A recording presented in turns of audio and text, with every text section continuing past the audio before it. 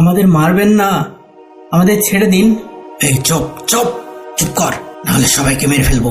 ইয়া আল্লাহ সাহায্য করো, ইয়া আল্লাহ সাহায্য করো, ইয়া আল্লাহ সাহায্য করো। তাড়াতাড়ি টাকা পয়সা সোনা দানা যা আছে বের কর। আল্লাহর দোহাই লাগে আমাদের ছেড়ে দিন। কিরে, টাকা পয়সা বের করলি? না হয় মেরে ফেললাম। আমাদের ঘরে কোনো টাকা পয়সা নেই।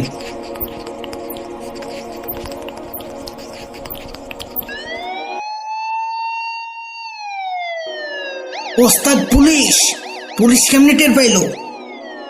চল চল কেটে পড়ি।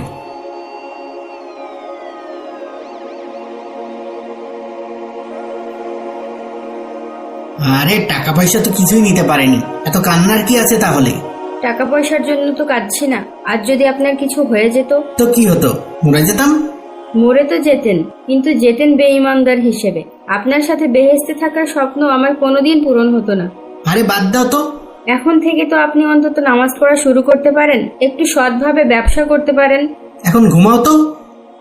জায়েদা অত্যন্ত আল্লাভীরু এক মহিলা, কিন্তু কোনোভাবেই তার স্বামীকে ঈমানের পথে আনতে পারে না। সে এলাকার একজন ভেজাল ব্যবসায়ী হিসেবে পরিচিত।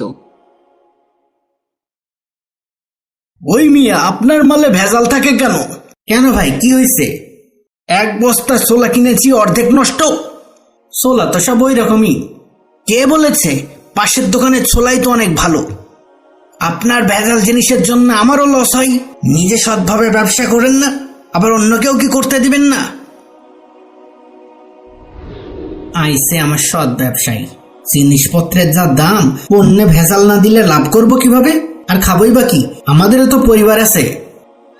হঠাৎ বাড়ির বাইরে পুলিশের সাইরেনের শব্দ।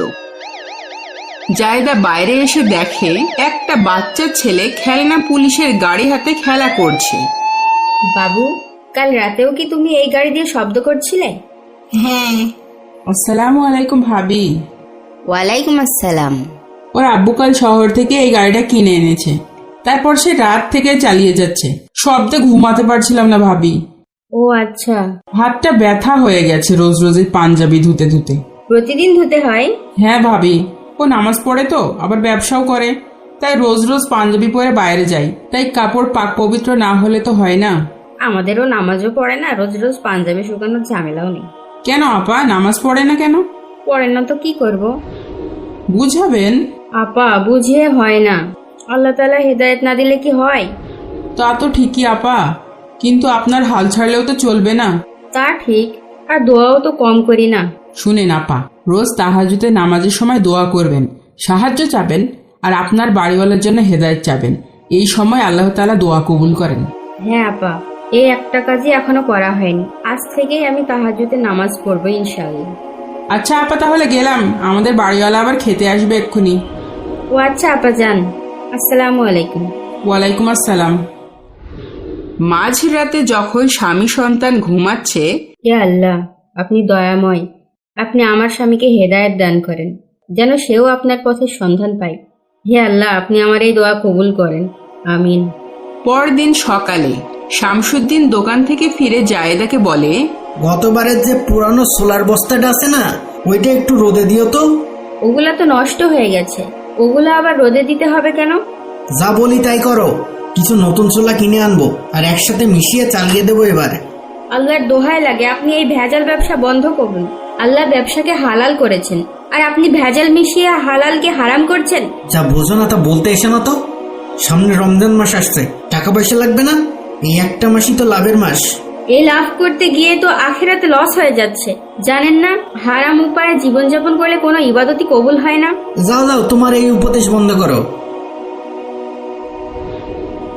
হে আল্লাহ, ইনার হেদায়েত কি কোনোদিনও হবে না? শামসুদ্দিন যখন দোকানে কাজ করছিল তখন সেখানে কিছু লোক আসে। তারা ফিসফিস করে তাকে কিছু বলে। ঠিক আছে, তাহলে বিকালে বের হব। এরপর শামসুদ্দিন বাড়িতে আসে আর জায়েদাকে বলে, মালামাল কিনতে শহরে যাচ্ছি, আসতে দেরি হবে। তোমরা খেয়ে ঘুমিয়ে যেও, ঠিক আছে? দাঁড়ান দাঁড়ান। আচ্ছা আচ্ছা, ঠিক আছে ঠিক আছে। ভাই, রাত তো অনেক হয়ে গেছে, এখন যাওয়া কি ঠিক হবে? হ্যাঁ, গাড়িও তো তেমন দেখছি না। পথে যদি আবার ডাকাত টাকাত ধরে, বরং রাতটা কোনো হোটেলে থেকে সকালে রওনা দিলেই তো হবে নাকি? আরে না, কিসের বিপদ, আমরা এতজন আছি। আর তাছাড়া বাড়ির লোকজনও তো চিন্তা করবে, তাই না? তা ঠিকই বলেছেন। আর তাছাড়া এখনো এত রাতও হয়নি। চলেন তাড়াতাড়ি যাই। তারপর তারা মালামাল নিয়ে চলতে শুরু করে।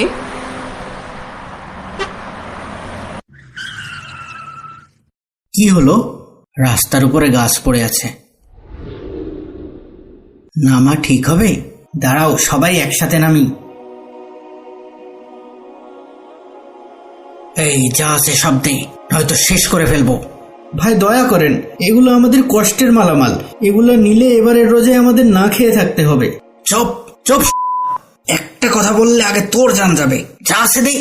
ওস্তাদ, কথায় কাজ হবে না, তুই একটাকে মেরে দিই। ইয়া আল্লাহ সাহায্য করো, ইয়া আল্লাহ সাহায্য করো, ইয়া আল্লাহ সাহায্য করো। ভাই আমাদেরকে ছেড়ে দেন ভাই। দাঁড়ান দাঁড়ান, যদি কোনো বিপদ আপদ হয় এই দোয়াটা একটানা পড়বেন। আমি কখনো এই দোয়া পড়ে ব্যর্থ হইনি। কি যেন দোয়াটা বলেছিল? লা ইলাহা ইল্লা আনতা সুবহানাকা ইন্নী কুনতু মিনাজ জালিমিন। লা ইলাহা ইল্লা আনতা সুবহানাকা ইন্নী কুনতু মিনাজ জালিমিন।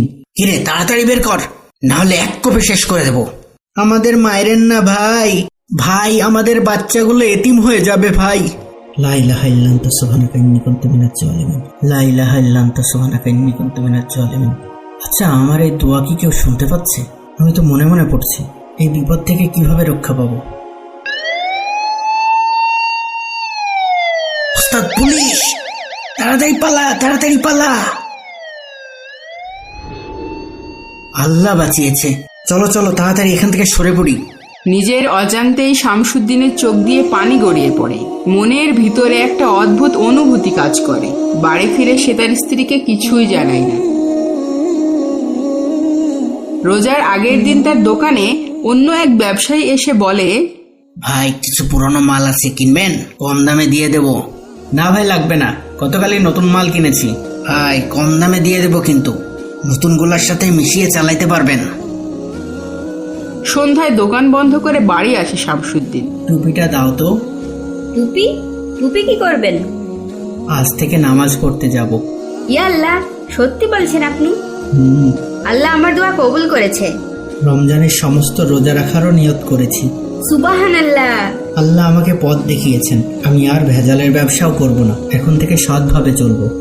আল্লাহ তাআলা নিশ্চয় আপনাকে সৎ পথে পরিচালিত করবেন ইনশাআল্লাহ।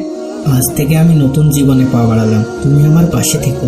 আমি সব সময় আপনার পাশে আছি। এখন আমি নামাজ পড়ে আসি। আসসালামু আলাইকুম। ওয়ালাইকুম আসসালাম। জায়দার চোখ দিয়ে আনন্দের অশ্রু গড়িয়ে পড়ে। কেমন লাগলো আমাদের আজকের গল্পটি কমেন্টে জানাতে ভুলবেন না। আরো মজার মজার ইসলামিক গল্প পেতে আমাদের চ্যানেলটি এখনই সাবস্ক্রাইব করুন।